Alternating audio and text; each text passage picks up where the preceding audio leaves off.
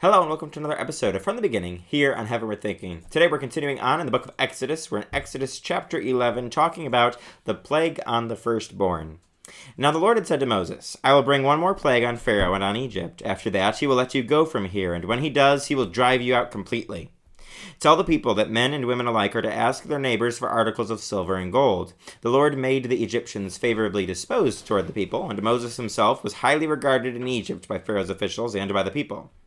So Moses said, This is what the Lord says, about midnight I will go throughout Egypt. Every firstborn son in Egypt will die, from the firstborn son of Pharaoh, who sits on the throne, to the firstborn son of the female slave who is at her handmill, and all the firstborn of the cattle as well. There will be loud wailing throughout Egypt, worse than there has ever been or will ever be again. But among the Israelites not a dog will bark at any person or animal. Then you will know that the Lord makes a distinction between Egypt and Israel. All these officials of yours will come to me, bowing down before me and saying, Go, you and all the people who follow you. After that I will leave. Then Moses, hot with anger, left Pharaoh. The Lord had said to Moses, Pharaoh will refuse to listen to you, so that my wonders may be multiplied in Egypt. Moses and Aaron performed all these wonders before Pharaoh, but the Lord hardened Pharaoh's heart, and he would not let the Israelites go out of his country. Here we are starting to get to the summit of all that we've been talking about for week after week here as we've been going through these plagues in Egypt. We've been seeing that God is hardening Pharaoh's heart. He's refusing to listen to what God says to do, to let the Israelites leave Egypt, and he is having this hardened heart and refusing to obey God. And we see that there's a reason for that. Once again, in this chapter, it's going to point that out. But we've been seeing that God is using Pharaoh to display his power and to show his great name among not only the Israelites, but the Egyptians on a worldwide scale, so that people know that there is a God, and that God is the God of the Israelites.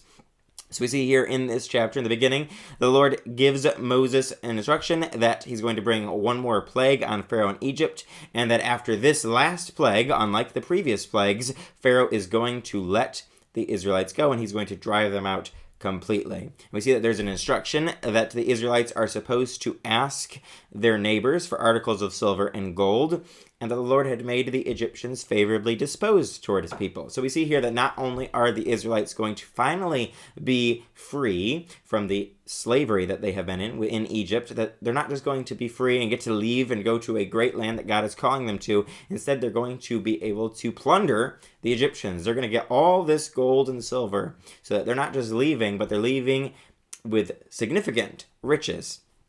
And we see that Moses says that the Lord is going to do this. He's going to go throughout Egypt, and every firstborn son in Egypt will die, from the son of Pharaoh, who sits on the throne, to the firstborn son of the female slave, and all the firstborn of the cattle as well. So this is going to be a very, very severe plague. We've already seen some pretty crazy plagues, starting back with the water turning into blood, and then we saw lots of frogs, and we've seen gnats, and we've seen locusts. We've seen all sorts of things. We've seen the hailstorm, that there had never been anything like that before and never would be again. We've seen all these incredible signs, great darkness, just sign after sign showing God is who he says he is, that he really is in control and he has the power. Pharaoh doesn't have the power. We've seen this power struggle between Pharaoh and Moses and Aaron and God. And we've seen that God has given instructions to Moses and Aaron. They've listened, they've obeyed God's commands, and he has blessed them and protected them and the Israelites. On the other hand, Pharaoh has had the same opportunity to listen to God and do what he says, but instead he's hardened his heart, refused to do that, and instead of being blessed and protected, he's received all of these plagues, and it has devastated the nation. We've seen how things like the hail and the locusts destroyed all the crops and all of these livestock that were left outside. And so we've seen devastation upon the land. But in this plague, this last one, the plague on the firstborn, God is doing something different. This isn't just going to devastate the land. It's not going to just make there be darkness so that people can't see. Instead, this is going to personally touch everyone in Egypt, where the firstborn of everyone is going to die.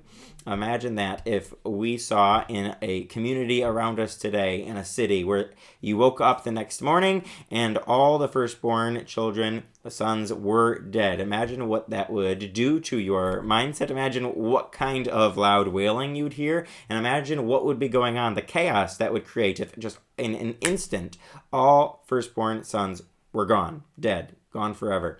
And so we see that's what's going to happen in this story. This is a serious matter. And again, it should show us what the consequences are for sin. When we refuse to listen to God, when we harden our hearts, and when we are stubborn and don't listen to what He is calling us or commanding us to do, we see that there is a punishment for sin. There are consequences to our sin in life. That's why we are told to follow after Jesus, to follow the commands of God, to listen to His word, to study the scriptures so that we know what is right and what's wrong. Because when we do what's wrong, when we sin, we see these consequences. They're devastating. It results in chaos. It results in devastation, destruction, and ultimately death, as we see here in this story. When we sin against God, it brings forth death. And so we are encouraged to not be like Pharaoh. As we've seen and we've talked about for week after week here, for the past couple of months, we've been talking about don't be like Pharaoh. Don't harden your heart. Don't refuse to listen to God. Be like Moses and Aaron in these chapters where they hear from God, they do what He says, and they say what He tells them to say.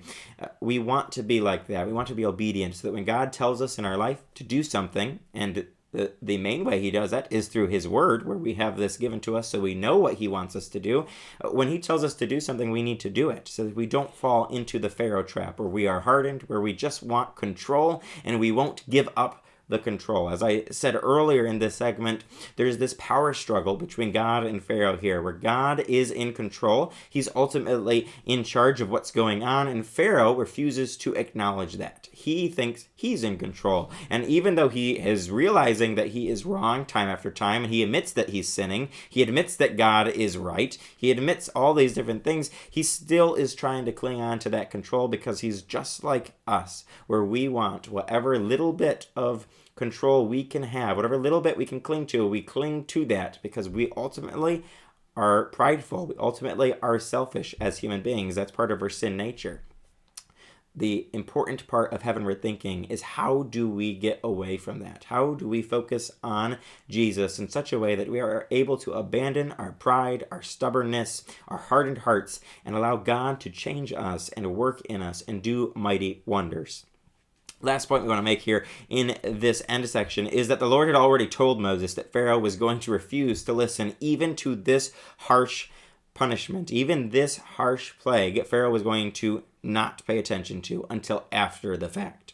And so we see Pharaoh will refuse to listen to you so that my wonders may be multiplied in Egypt. Again, this goes back to what we talked about at the beginning of this segment, that the Lord was using this to display His wonders. He's showing the Israelites and the Egyptians that He is God. Pay attention to Him. This is who He is. This is what He can do. He is all-powerful and almighty. We are not. And so that's an important part for us to recognize in our own lives. We may not see plagues like this in the world today. We may see some of them, and sometimes I think we do see some results of what God is bringing upon the world in judgment. But even if we don't see plague after plague right in order and can immediately attribute that to God, we can still see God's hand and His handiwork and His great power at work in our lives today. Just look around you and see what God has done in your life and the lives of those around you. He is still mighty, and He is the only one who is all-powerful and in control, just like we see here in this situation with Pharaoh. God can use whatever situation and whatever person He needs to display His power and His name. And that's what He's doing here in this situation with Pharaoh. And we're going to see next week the continuation of this story as we walk through this incredible moment where we see the Passover story and we start to see this plague unfold and the devastation it brings upon the Egyptians. So join us next time for another episode of From the Beginning here on Heavenward Thinking.